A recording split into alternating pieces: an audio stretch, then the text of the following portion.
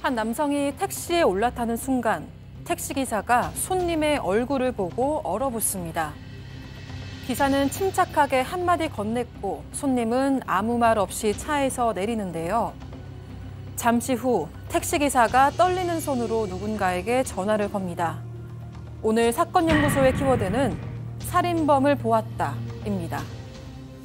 자, 2019년에 벌어졌던 사건입니다. 2019년 1월 27일 다급한 목소리로 걸려온 한 통의 신고 전화에서 시작이 됩니다. 네, 그때 시간은 밤 9시 30분가량이었고요. 112 신고가 접수가 됐습니다. 경기도 화성 동탄에 있는 한 원룸에서 40대 남성이 다급한 목소리로 도움을 요청을 했던 것이고요. 경찰이 출동해서 보니까 40대 남성이 피를 흘리면서 굉장히 많이 다쳐진 상태로 흉기에 찔려서 힘들어하고 있는 그런 상황이었고요.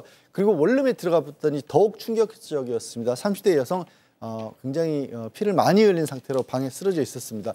병원에 옮겨졌지만 안타깝게도 이 여성은 사망을 했고요. 경찰이 이제 40대 남성은 가까스로 목숨을 건졌거든요. 도대체 누가 이런 짓을 한 거냐라고 했더니 그 남성이 정확하게 범인은 곽상민이다라고 말을 했다라고 합니다. 이 곽 씨는 피해 여성과 잠깐 교제를 했던 그런 사이였다고 합니다. 그러니까 전 여자친구는 물론 그 함께 있던 남성까지 흉기로 찌르고 도주를 한 건데 잡혔습니까? 잡히지 않았습니다. 곽 씨는 범행 직후 자신의 차량을 타고 급히 현장을 빠져나갔습니다. 하지만 얼마 지나지 않아서 곽 씨의 차량이 용인의 한박산 인근에서 발견이 됐는데요. 하지만 곽 씨는 이미 차를 버리고 종적을 감춘 뒤였습니다. 또 경찰은 차량 안에서 흉기를 발견했는데 거기엔 피해자 2명의 혈흔이 묻어 있었습니다. 뿐만 아니라 사건 현장인 원룸에서도 곽 씨의 지문이 확인이 되면서 살인범이라는 게 명백해졌습니다. 당시 경찰은 곽 씨가 한박산 쪽으로 달아난 걸 보고 헬기 한 대와 300명이 넘는 수색 인원을 동원했지만 검거에 실패를 했습니다. 그래서 경찰은 바로 곽 씨를 공개 수배하기로 결정을 했는데요.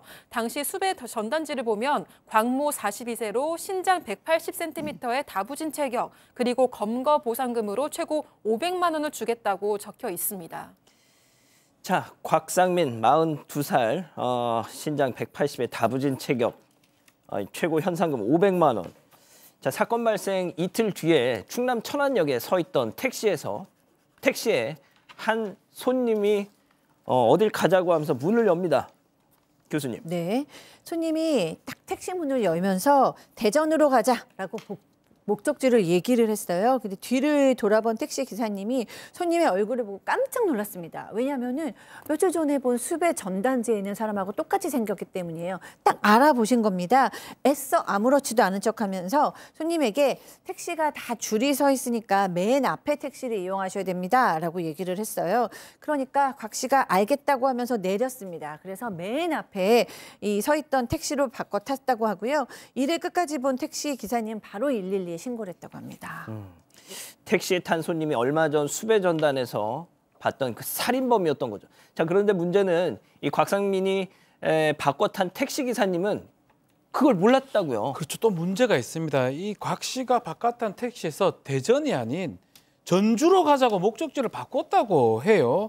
그래서 경찰이 택시 회사를 통해서 이 택시 기사와 연락을 나눴고 전주가 원래 이 곽 씨가 살던 곳이기 때문에 이 곽 씨 연고지 맞아서 맞구나 이제 확신을 했다라고 하고 경찰이 나중에 추적을 합니다. 충남 부여에서 순찰차 여러 대로 이 택시를 에워쌌고 멈춰섰고 택시 기사는 거기서 나와버립니다.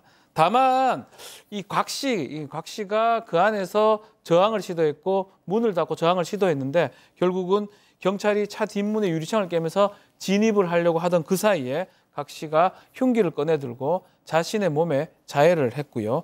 곽 씨 이제 나중에 병원을 옮겼지만 가는 도중에 사망하게 된 것입니다. 경찰차 여러 대 둘러싸여서 이제 옴짝달싹 못하게 되자 이 택시에서 본인 몸에 이렇게 자해를 하면서 결국 숨을 거둔 겁니다.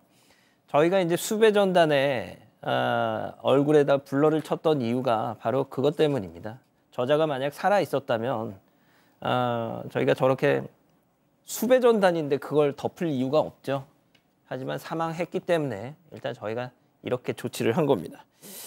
자, 죽은 사람은 또 말이 없지 않습니까? 제대로 죗값도 치르지 않고 저렇게 죽는 바람에 범행 동기가 약간 아리송해졌겠어요. 하지만 약간 뭐 짐작해 볼 수 있는 의미심장한 부분이 있습니다. 일단 이 곽 씨는 이 피해 여성이 저 동탄으로 이사 온 직후에 한 3개월 정도 짧게 교제를 했다라고 합니다. 하지만 잦은 욕설의 폭행 때문에 오래 가지는 못했다라고 하는데 이 사건, 그러니까 여성을 해치기 한 열흘 전부터 본인의 SNS에 이 곽 씨가 그 이별로 인한 아픔 같은 것들을 계속해서 얘기를 했습니다. 뭐 이틀 전 같은 경우는 글귀를 인용했는데 이런 식이에요. 뭐 꽃이 진다고 그대를 잊은 적이 없다. 저런 글귀를 아이고, 인용하고 참. 하루 전에는 법정 스님 사진을 올립니다. 그러면서 모든 마주치면 다 제 인연의 때가 있는 법이다. 이게 시절 인연이라는 글귀라고 하는데 이런 것들을 올렸던 게 아마 과거에 잠깐 그거 교제했던 그게 좀 이유가 되지 않았나 하는 추측만 할 뿐이죠. 사실 사망했으니까. 자, 그런데 이제 당시 경찰의 좀 허술한 대처에 대해서도 지적이 많았더라고요. 네, 맞습니다. 곽 씨가 택시를 타고 이동했을 때 경찰이 이 동선을 추적하려고 계속 택시기사에게 연락을 했습니다. 그런데 곽 씨가 이를 지켜보면서 혹시 경찰이 아니냐고 택시기사를 의심했다고 합니다. 급기야 택시 앞으로 순찰차가 보이니까 곽 씨는 흉기로 택시기사를 위협하기도 했습니다. 천만다행히 택시기사가 황급히 빠져나오면서 더 큰 피해는 없었는데요. 또 특히 경찰이 체포를 하는 과정에서 곽 씨의 자해를 막지 못한 것에 대한 경찰의 대응이 적절했느냐 이런 것도 도마에 올랐었습니다. 자, 곽상민이 결국 뭐 사망함에 따라서 공소권 없음으로 사건이 저렇게 어떻게 보면 종결이 됐습니다. 자, 그러면 결국 박 교수님 네. 피해자만 정말 너무 안타까운 죽음을 맞게 된 거예요.